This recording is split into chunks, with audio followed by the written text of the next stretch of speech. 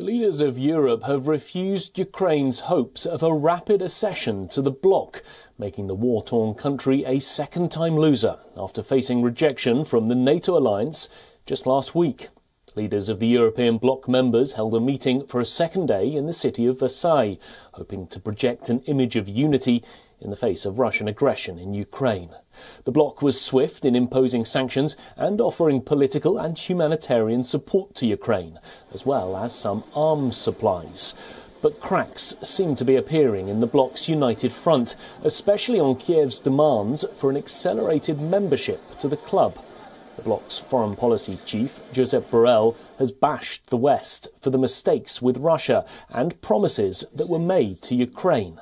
Borrell made the comments while speaking to a private broadcaster, saying, and I quote, "There are moments that we could have done better.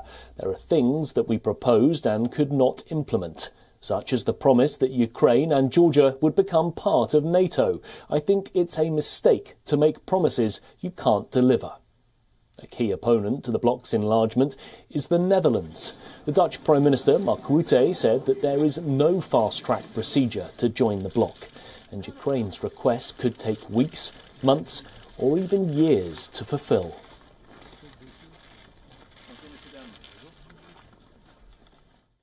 There is a request for candidate membership from Ukraine, and that is now in process, and we have fast-tracked the sending it on to the Commission earlier this week by the Council. There's one, but that will take time, months, maybe years before you get to anything. The NATO chief, Jens Stoltenberg, has said that the Western alliance must not allow Russia's invasion of Ukraine to spill over into war between NATO and Moscow. He made the comments while responding to a question on whether there will be a no-fly zone over Ukraine.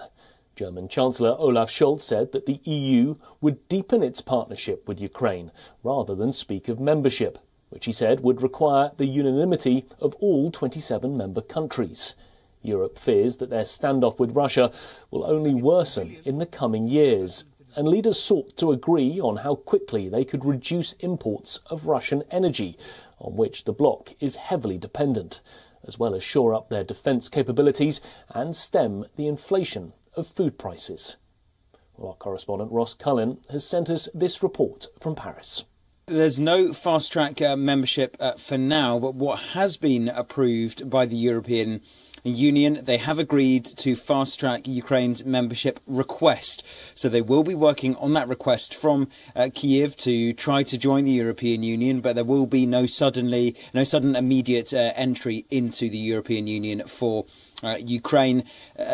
European Union membership is a complicated process. It's a long process. The Dutch Prime Minister, who we heard in the introduction, did make a reference during this summit to the Western Balkans, countries like North Macedonia and Albania, which at times have been spending years just putting together their approval and their agreement internally within those countries, within Albania and North Macedonia, just to show that they could potentially reach candidate status to try to, at some point in the future, submit a membership request to the European Union. And then we have these fast-track requests from Georgia, from Moldova and from Ukraine as well. So it does seem to be there is agreement that there can be a fast-track membership request that will be worked on by Brussels, but there will be no fast-track membership, this immediate entry into the bloc.